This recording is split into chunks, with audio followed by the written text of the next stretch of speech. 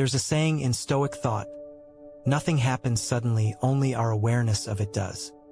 The same is true when it comes to betrayal. Cheating doesn't just appear out of nowhere. It brews quietly, like a storm building on the horizon. The trouble is, most men miss the subtle changes in a woman's behavior because they're too focused on the surface. Think about this. You've probably noticed how someone's energy shifts when they're hiding something. They don't need to confess with words. Their silence, their hesitation, their sudden new habits already speak loudly. Before cheating ever happens, there's often an inner conflict. She may wrestle with guilt, desire, or restlessness, and these emotions slip out in small, almost invisible ways. A woman who once enjoyed shared routines may suddenly seem distracted. She laughs less at your jokes, or she checks her phone at odd hours. She might start investing more time in her appearance, clothing, makeup, fitness, but not in the same way she did before. The subtle difference? It doesn't feel like she's doing it for you anymore. It feels like it's for someone else. From a Stoic perspective, this is not about paranoia or control. It's about perception. Epictetus reminded his students that we cannot control other people's actions, but we can sharpen our ability to observe. Most men look away from these signs because facing them would mean confronting discomfort. Yet Stoicism teaches us to face reality as it is, not as we wish it to be. Here's the truth. Cheating begins long before physical betrayal. It begins in the mind. The quiet signs of inner conflict, avoiding eye contact, sudden irritability, exaggerated independence, are simply the surface waves of a deeper current. Imagine Marcus Aurelius sitting in his tent during war. He wrote that the mind must always be trained to see things clearly, without adding illusions or wishful thinking. If you apply that principle here, you'll understand that your role is not to cling to someone else's loyalty, but to stay awake to reality. So, pause and reflect. Have you noticed patterns shifting in your relationship? Not grand explosions, but subtle tremors? Are there changes in tone, in time, in attention? If so, don't rush into anger or accusations. Instead, step into the Stoic mindset. Observe calmly, detach from fear, and prepare yourself to respond with clarity. Because the first step toward handling betrayal is not to stop it, but to see it clearly. Most men miss it because they don't want to see. But you, if you choose the Stoic way, will not be blind. Marcus Aurelius, the philosopher-emperor, spent his nights in military camps writing reflections that were never meant for the public. In them, he wrestled with the raw truth of human nature. He reminded himself again and again that people will lie, cheat, betray, or act unjustly, not because they are monsters, but because they are human. Desire and weakness live in everyone, and that includes the people closest to us. Now, think about the moment right before someone cheats. On the surface, it looks like a reckless decision, a sudden lapse of judgment. But Marcus would tell us it's not sudden at all. It is the natural result of unchecked desire, the same way a tree eventually bends if it keeps growing toward the sun. Marcus wrote, "You must consider what people are like in their dining, in their bed, and so forth, and particularly under the conditions of power." In other words, observe what people do when they are tempted, when no one is watching, when their desires are stirred. That's where truth reveals itself. Cheating is not always about dissatisfaction with a partner. Sometimes, it is about a weakness inside the person, a hunger for validation, an escape from their own emptiness, or the thrill of secrecy. Marcus Aurelius would argue that you cannot take that hunger personally. It is theirs, not yours. But here's where most men stumble.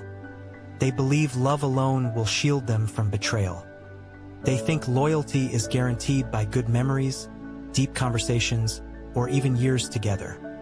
But Stoicism warns against depending on what lies outside your control. You can love someone deeply and still be betrayed. Not because of you, but because of their weakness. Epictetus, another Stoic teacher, put it bluntly, when you kiss your child, remind yourself that you kiss a mortal, What does this mean in our context? When you trust someone, remind yourself that they are human, prone to mistakes, prone to desires that may pull them away from you. This mindset doesn't make you cold. It makes you prepared. So, what do you do with this knowledge? First, you stop expecting perfection. You accept that even the person you love can falter. Second, you learn to separate their actions from your worth. If she chooses to cheat, that is her weakness, not proof of your inadequacy. And finally, you train yourself not to be shocked. Marcus Aurelius said, "If a man has done you wrong, the harm is to himself. Her betrayal diminishes her character, not yours." Here's a reflection for you. Are you placing your peace of mind in the hands of someone else's loyalty? Or are you anchoring it in your own strength where it belongs? Because in the Stoic way, freedom is never about controlling another person's actions. It's about mastering your response to them. Before betrayal ever happens, there is a moment of quiet distance. It's not always obvious. In fact, it usually hides in plain sight. What was once warm becomes cool. What was once shared becomes separate. She's still there, but not fully. Her body might sit beside you, but her mind is already somewhere else. This stage is dangerous because it doesn't look dramatic. There are no loud arguments or clear signs of war. Instead, there is absence, an emotional withdrawal so subtle that most men explain it away. You might hear yourself saying, "She's just stressed from work," or "She needs space." And while that may be true, Stoicism urges us to ask the harder question. What is this distance really telling me? Seneca wrote, "The greatest remedy for anger is delay, but the same principle applies to observation. The greatest remedy for blindness is patience." Instead of jumping to conclusions, watch carefully. When distance replaces presence, patterns emerge. She may stop sharing her day with you, even though she used to tell you everything. Her laughter feels more reserved. She looks at her phone with a kind of focus she once reserved for you.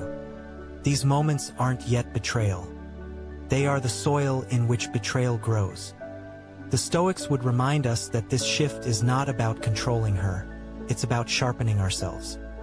Marcus Aurelius said, "Adapt yourself to the things among which your lot has been cast, and love sincerely the fellow creatures with whom destiny has ordained that you shall live." If you adapt to reality, you begin to see distance not as an attack, but as a signal. Think of it like sitting by a campfire. At first, the fire warms you, lights your path, comforts you. But slowly the flames shrink. You feel less warmth, less glow.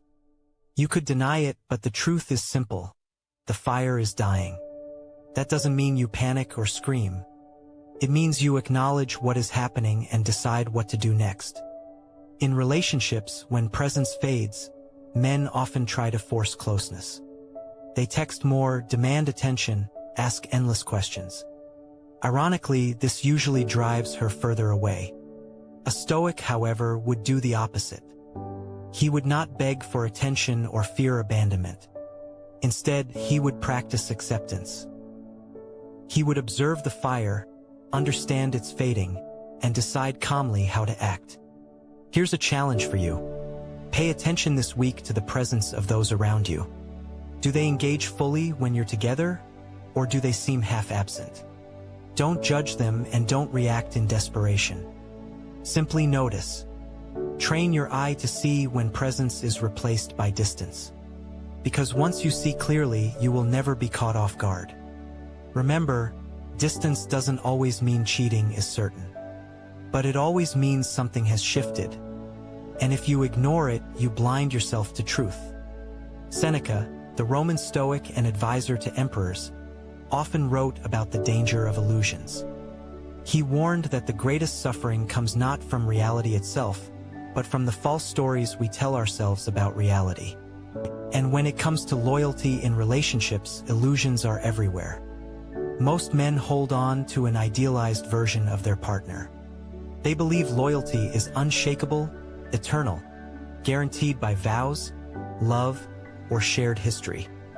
But Seneca would remind us, nothing outside your control can ever be guaranteed. To expect permanence from another person's desires is to live in fantasy. Here's the trap. When a woman begins to withdraw, men often cling harder to the illusion of loyalty. They say things like, "She would never do that to me," or "We've been through too much together." But illusions are not shields. They only make the blow of betrayal sharper when it comes.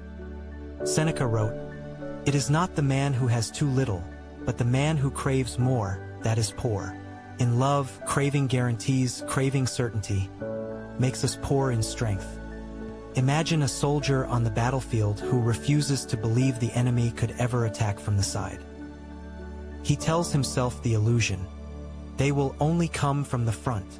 When the ambush arrives, he is crushed, not because the attack was impossible, but because he blinded himself to reality. Many men do the same with loyalty. This doesn't mean you should distrust everyone or live in paranoia. The Stoic lesson is not cynicism but preparedness. Seneca encouraged his readers to rehearse adversity in their minds. He called it premeditatio malorum, the premeditation of evils. If you imagine betrayal as a possibility, you are less shattered if it comes. You don't wish for it, but you accept it as part of the human condition. So how does this apply to your relationship? Instead of clinging to illusions of loyalty, ground yourself in truth. She is free. Her choices are her own. She can remain faithful, or she can betray you. Neither option changes your worth or your ability to live well. When you stop expecting guarantees, you stop fearing loss. And when you stop fearing loss, you gain freedom. Think about this. What illusions might you still be holding? Do you secretly believe love ensures permanence? Do you comfort yourself with "she would never" statements? If so, you may be setting yourself up for unnecessary pain. Seneca's wisdom is sharp but liberating. Expect people to act according to their nature, not according to your wishful thinking. If they remain loyal, be grateful. If they betray you, be unshaken. Because in the end, loyalty is not something you own. It is a gift given freely, and gifts by nature can be taken away. When betrayal strikes, or even when the signs suggest it might, most men react in extremes. Some lash out in rage, others collapse in despair. Both responses are natural, but neither is Stoic.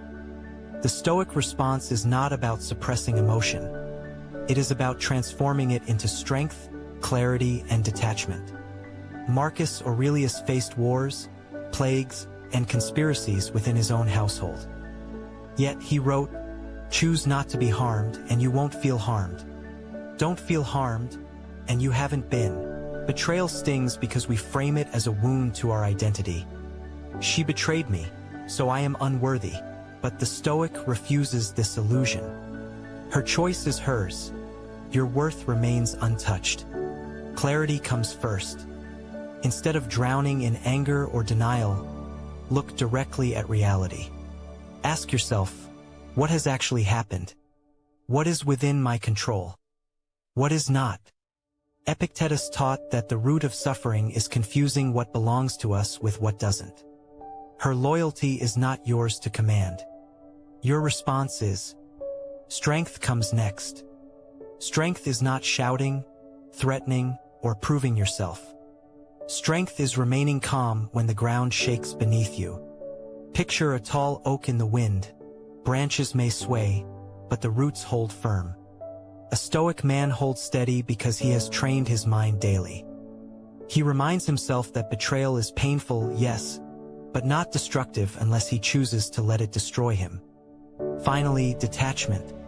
Detachment does not mean coldness or lack of love. It means loving without chains. To love freely is to give without clinging, to enjoy without needing to possess.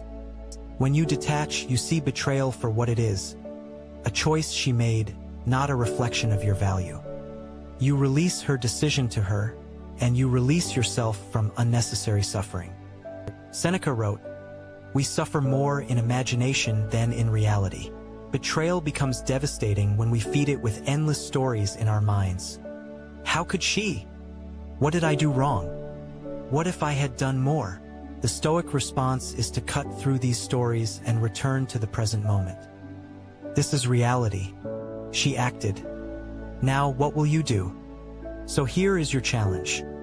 The next time you feel betrayed, whether in love, work, or friendship, pause. Take a deep breath. Remind yourself this is outside my control. My strength lies in my response. Choose not to be broken. Choose clarity. Choose calm. Because in the end, betrayal does not define you. Your response does. And the Stoic way ensures that no matter who leaves, lies, or cheats, you remain whole, unshaken, and free.